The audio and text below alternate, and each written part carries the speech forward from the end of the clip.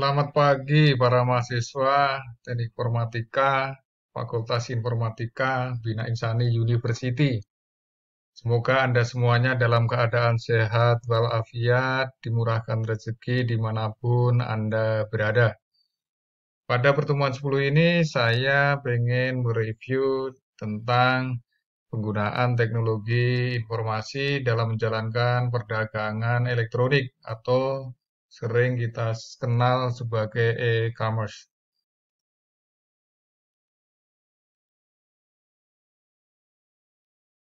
Jadi kalau kita bicara perdagangan elektronik, itu adalah transaksi bisnis yang menggunakan akses networking, kemudian sistem informasi berbasis komputer dan interface yang dibangun aplikasinya, kemudian menggunakan browser, eh, itu dikatakan sebagai suatu perdagangan elektronik atau telah memenuhi sebagai e-commerce. Jadi intinya adalah ada internet, kemudian ada akses jaringan, mungkin ada security, kemudian ada aplikasi untuk dapat berinteraksi antara user untuk melakukan pembelian secara elektronik. Jadi e-commerce itu sebenarnya ada tiga. Yang pertama adalah business to customer. Itu transaksi antara sebuah bisnis dan konsumen akhir produk yang melakukan transaksi pembelian secara online. Kemudian yang kedua adalah business to business, yaitu pada transaksi antar bisnis di mana tidak ada pihak yang menjadi konsumen. Jadi antara perusahaan satu dengan perusahaan lain, dia melakukan transaksi secara elektronik dalam hal penjualan barang, jadi antar bisnis ke bisnis. Kemudian yang ketiga adalah customer to customer, jadi mengacu pada transaksi konsumen ke konsumen akhir. Misalkan misalkan saya melakukan pencarian data barang, langsung berinteraksi dengan konsumen untuk melakukan transaksi pembelian yang melalui misalkan aplikasi misalkan Shopee untuk melakukan transaksi pembelian barang tersebut. Jadi langsung dari customer ke customer. Jadi manfaat yang diharapkan dari e-commerce itu yang pertama adalah perbaikan layanan sebelum, selama, dan setelah terjadi transaksi penjualan. Hal tersebut adalah untuk melakukan evaluasi terhadap layanan e-commerce suatu perusahaan yang telah menjalankan bisnis e-commerce. Yang kedua adalah perbaikan hubungan dengan pemasok dan komunitas keuangan. Jadi dengan diterapkannya e-commerce bahwa terjalin hubungan antar pemasok yang saling terintegrasi, termasuk di dalamnya adalah komunitas keuangan, misalkan perbankan. Kemudian yang ketiga adalah meningkatkan imbal hasil ekonomis atau pemegang saham dan investasi pemilik. Kendala-kendala dalam menjalankan e-commerce itu diantaranya yang pertama adalah biaya yang tinggi karena harus membangun infrastruktur untuk aplikasi e-commerce-nya, baik itu berbasis web ataupun dengan menggunakan platform yang diinstal pada Play Store. Sebagai contoh, misalkan Shopee, Lazada, Bukalapak, dan lain sebagainya, banyak sekali sekarang begitu pesatnya perkembangan dunia e-commerce. Yang kedua adalah kekhawatiran akan masalah sistem keamanan data. Kalau sekarang bicara e-commerce, pasti data itu bicara big data. Misalkan saya ingin mencari barang yang terdekat di area Bekasi, nanti akan muncul web-web e-commerce ataupun misalkan yang telah terinstall ke aplikasi misalkan di Play Store dengan cepat akan kita dapatkan. Jadi yang paling pelik adalah masalah sistem keamanannya. Banyak perusahaan e-commerce yang tidak menjalankan sistem keamanan dengan baik. Yang ketiga adalah piranti lunak yang belum mapan. Karena banyak perusahaan yang menjalankan e-commerce, biasanya masih terjadi kendala-kendala. Misalkan salah satunya adalah terjadinya bug pada sistem e-commerce tersebut. Contohnya dulu pernah misalkan Gojek ada bug yang dalam aplikasi tersebut sehingga mengakibatkan terjadinya trouble pada sistem tersebut. Berikutnya adalah jalan menuju e-commerce itu adalah rencana bisnis strategi akan membakukan komitmen untuk menggunakan e-commerce. Intinya adalah untuk meraih keunggulan kompetitif dalam persaingan. Jadi, rencana bisnis strategi akan membakukan komitmen untuk menggunakan e-commerce guna meraih keunggulan kompetitif yang akan dijalankan oleh perusahaan tersebut. Jadi perusahaan-perusahaan biasanya pertama kali memperoleh bisnis intelijen sehingga perusahaan tersebut akan dapat memahami peranan potensi yang akan dimainkan oleh masing-masing unsur lingkungan yang ada di dalamnya. Strategi e-commerce dan sistem interorganisasional. Jadi kalau kita bicara sistem interorganisasional atau IOS adalah strategi di mana unsur-unsur yang ada dikaitkan dengan transmisi data elektronik. Kalau kita bicara data elektronik, harus kita bicara tentang EDI atau Electronic Data Interchange atau pertukaran data elektronik. Jadi pertukaran data elektronik tersebut adalah salah satu cara untuk mendapatkan suatu sistem interorganisasional.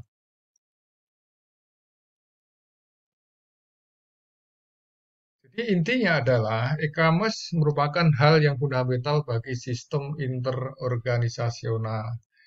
Jadi tanpa jaringan komunikasi dan kemampuan pemrosesan komputer yang berbasis computer-based information system, organisasi akan menjadi sebuah pulau produksi maya dengan sedikit kemampuan yang digunakan untuk jasa dan produk menciptakan vitalisasi.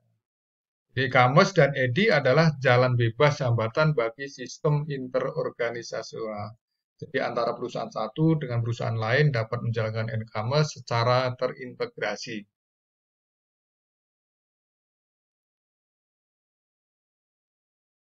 Kalau kita bicara e-commerce, pasti kadang kita dengar intranet, kemudian kita bicara extranet, kita bicara WAN, kita bicara LAN, kita bicara MAN, Metropolitan Area Network.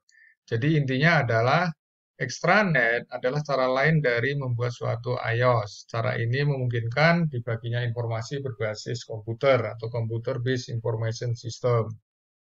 Jadi menggunakan teknologi informasi yang pada umumnya dihubungkan dengan internet. Intinya adalah bahwa e-commerce itu pasti extranet, bicara LAN di internalnya, kemudian bicara internet, bicara komunikasi data, bicara provider, dan lain sebagainya. Jadi pengaruh internal dalam lingkungan pada penerapan iOS itu adalah dari pengaruh lingkungan, kemudian dari pengaruh internal. Kalau pengaruh lingkungan itu adalah pesaing, dia adalah tekanan. Kalau dari sisi sekutu dagang itu adalah penggunaan kekuasaan. Itu bicara iOS.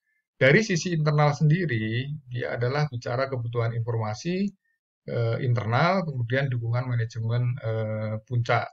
Biasanya kalau di dalam level manajemen itu adalah ada level top manajemen, ada middle manajemen, dan ada low core manajemen.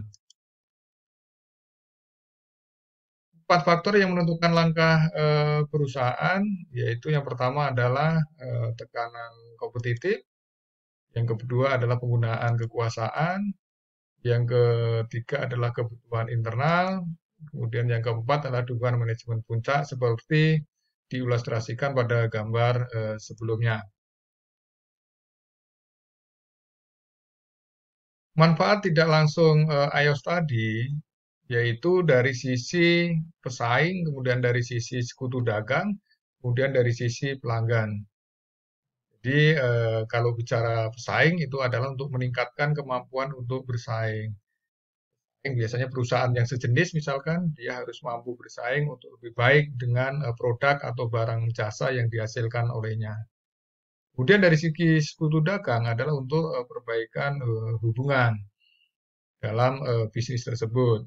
Kemudian dari sisi pelanggan adalah perbaikan layanan.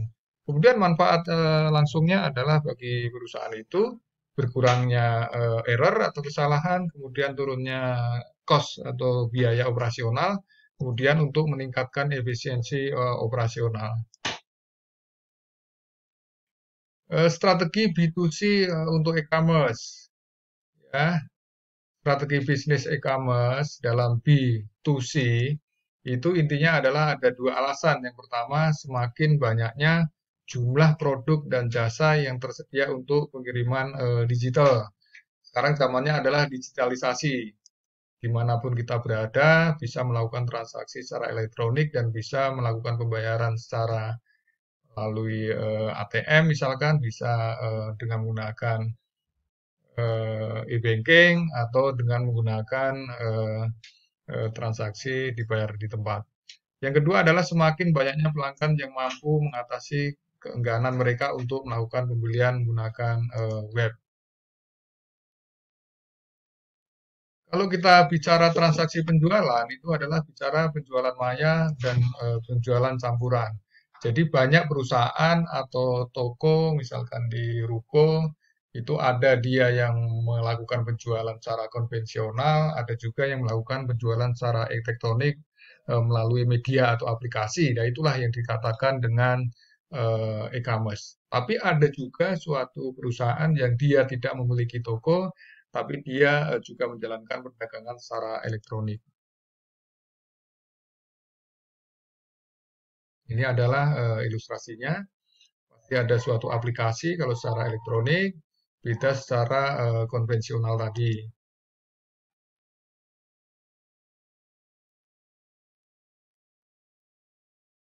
Aplikasi bisnis di internet secara sederhana bahwa internet dapat digunakan untuk setiap aplikasi bisnis yang melibatkan komunikasi data, termasuk komunikasi di dalam perusahaan digunakan oleh semua jenis platform komputer tanpa harus melakukan upaya juga lebih mudah untuk dipelajari. Jadi biasanya untuk mendapatkan penelusuran data dengan menggunakan query basis data tertentu dengan menggunakan sistem operasi yang berbeda-beda. Jadi tidak harus satu platform. Jadi kalau kita saran-saran untuk keberhasilan penggunaan internet itu adalah ada 10. Yang pertama pastikan situs web Anda kuat. Yang kedua browser dan struktur basis data Anda fleksibel. Kemudian menekankan isi, kemudian sering diupdate, kemudian melihat di luar pelanggan untuk kompetitor, tujuan isi pada kebutuhan spesifik pengguna, menjadikan internet intuitif, berada di lokasi web yang tepat, ciptakan rasa kebersamaan, carilah bantuan jika Anda membutuhkannya. Misalkan terjadi error atau kesalahan dalam web yang kita miliki. Jadi dampak internet di bisnis masa depan itu yang pertama adalah satu kelompok yang beragam, banyak yang berusia muda jadi campuran. Intinya adalah lebih banyak menghasilkan untuk memiliki dampak yang substansial pada ramalan ekonomi di e-commerce. Jadi pada e-commerce B2B misalkan nampaknya tidak berdampak pada pelanggan, tetapi harga yang lebih rendah dan layanan pelanggan yang lebih baik yang dimungkinkan oleh B2B adalah hal yang membuat organisasi bisnis menjadi lebih kompetitif. Jadi kesimpulannya adalah dari materi ini intinya e-commerce tadi adalah penggunaan jaringan komunikasi dan komputer untuk melaksanakan proses bisnis baik B2B, B2C atau C2C. Jadi e-commerce memiliki kendala yaitu biaya yang pasti tinggi, kekhawatiran masalah security atau keamanan, kemudian peranti lunak yang belum mapan atau belum tersedia. Selain itu, e-commerce memiliki manfaat yaitu mempermudah transaksi jual beli secara online, layanan bisnis ke konsumen, kemudian mempermudah layanan, memperbaiki layanan pelanggan, mempererat hubungan dengan pemasok dan komunitas keuangan, dan meningkatkan imbal hasil pada pemegang saham dan pemilih investasi. Saya kira itu penjelasan dari review materi pertemuan yang ke-10 tentang e-commerce. Terima kasih dan tetap semangat. Assalamualaikum warahmatullahi wabarakatuh.